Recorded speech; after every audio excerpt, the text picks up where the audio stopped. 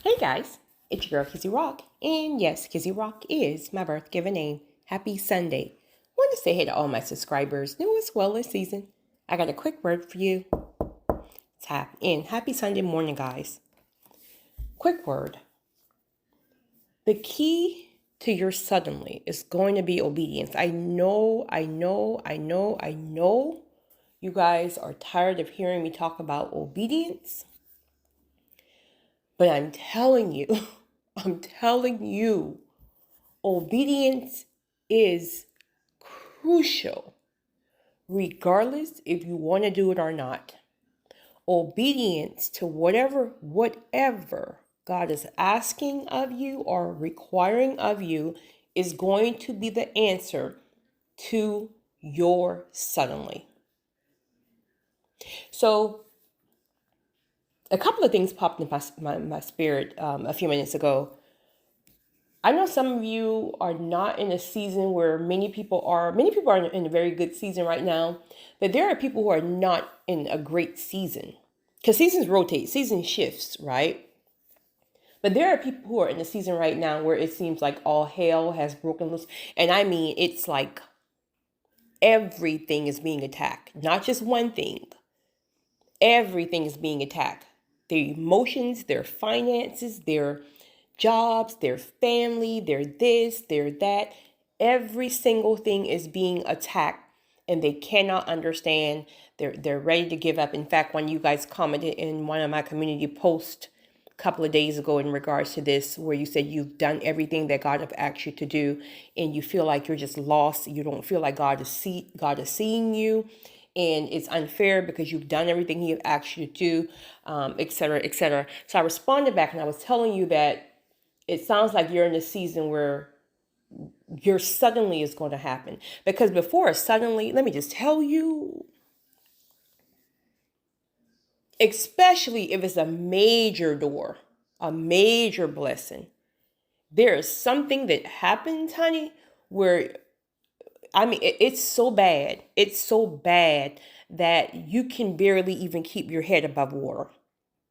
Like you can barely hear from God yourself because you're so spiritually depleted, and you're in this whirlwind. You're in the eye of the storm, literally. So you can't see behind you, you can't see in front of you. You're just spinning in the eye of the storm. This is a very, very, very, very, very difficult place to be. I've had one of those seasons years ago, years ago. And when I tell you,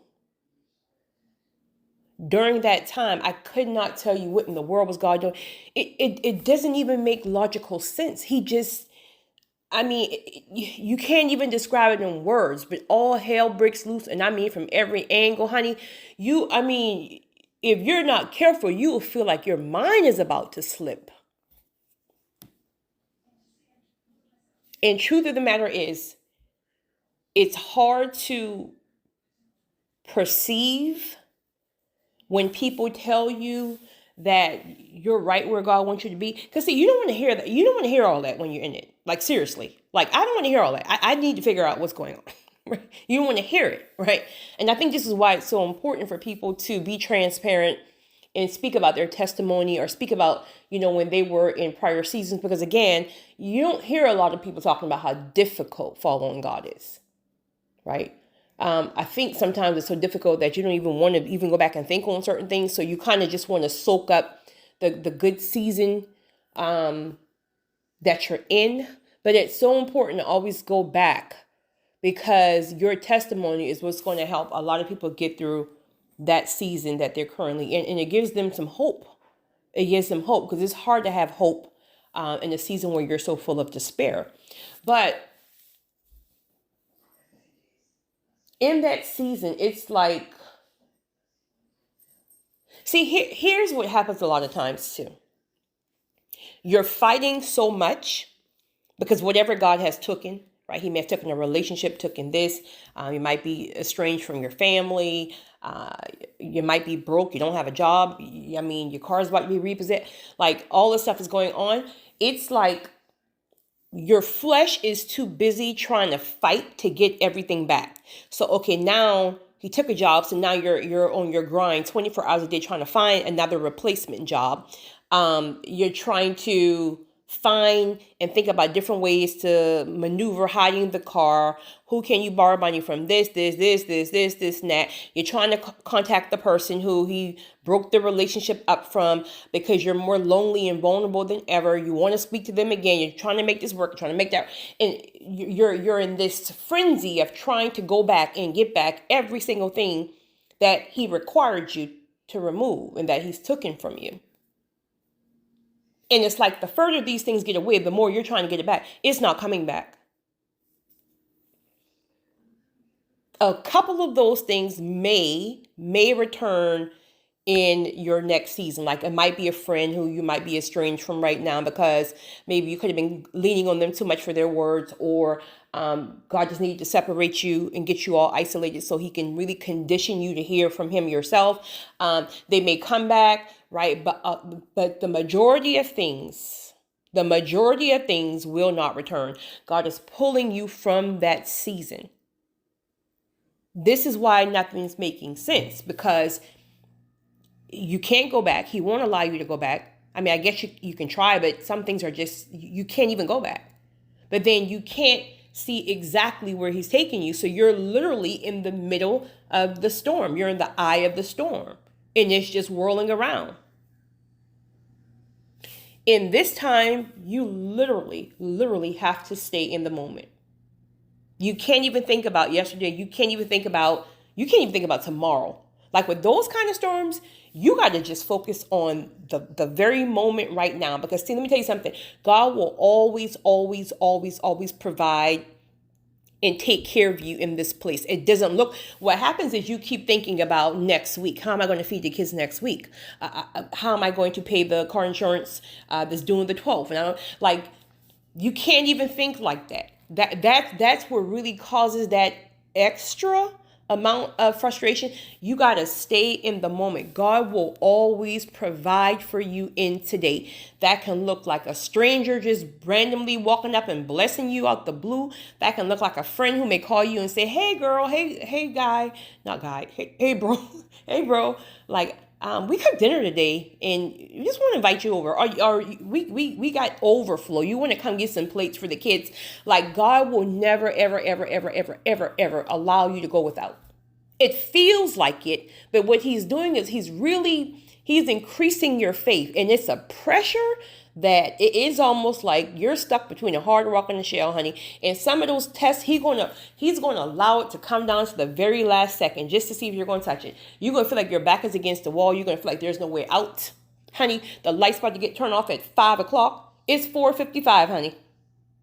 It's 4:55. God to come through at 4:59. That you mess around and go and do something crazy or try to maneuver something at 4 o'clock if you want. Right? He's going to press you until the very last second because he's building your trust. Because what's going to happen is when that suddenly happens, it's going to be major. The acceleration is going to be so major that he is prepping you now. He is conditioning you now to trust him when that heat is really on you. He want to see what you're going to do. Can I trust you with what I got next coming for you? And finally, what happened is, after however long, I think it really depends on us too, on how long we take to settle our nerves, how long we take to just give up and say, you know what? Obviously, I don't know what the hell I'm doing. So, Lord, I don't even know. So please, what do you want? I'll do it. That's exactly where he wants you at. He wants you fully submitted. And we can't get there until we spin our wheels. So you're spinning your wheels, trying to make it happen, trying to figure this, trying to get this person. A time will come where you're going to get so tired of fighting that finally you will just throw your hands up and say, you know what? It is what it is. I don't even care anymore. It is what it is. Right there. That's where he wants you at right there. That's where he wants you at right there. Because now you're submitting your will. You're submitting your will for his. So then again, here's, guys, please forgive me. I forgot to turn on notifications. This I'm about to end this anyway. Once you're settled, like when you finally get to that place where you're no longer fighting and you're just saying it is what it is, you're going to hear a prompting. Also, ask, literally talk, ask God, what is the message? Because there's a message in every storm. But if you're in this major storm, like what I'm speaking about now, there is a, when you ask, he's going to give you answers. One thing that's coming up to my spirit, this didn't happen with me, because I just submitted fully. But for some of you, you think you've removed everything, but there could be one thing. And this one thing is going to be the most difficult thing to remove. This can look like a person, a thing, or whatever. It is almost like you want to play with it to say, okay, well, I mean, I've removed everything, because in your mind, you feel like you did most, but you know it's one thing in particular. It's one person who has got you tied up in some kind of bondage. It could be a narcissist who's holding kids over your head.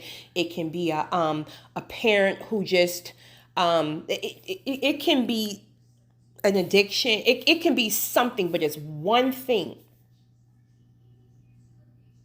And he will convict you about it.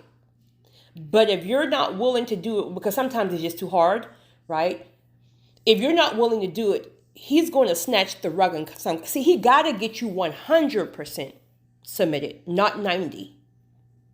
So he's working with you, and he's being gentle with you, and he's convicting you and telling you, well, it's this, you can't go with this, that, and that. This person can't go because X, Y, and Z, right? But then you're thinking like, but this one person I've known all of my life. Like I can leave the others behind, but this one here, this will break me too bad.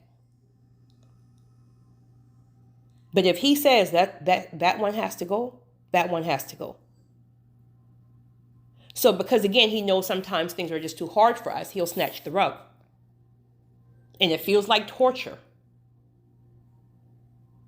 But it has to happen. So back to once you ask, what is the message? He'll make it clear to you. He'll say something to you like, well, I want to take you higher, right?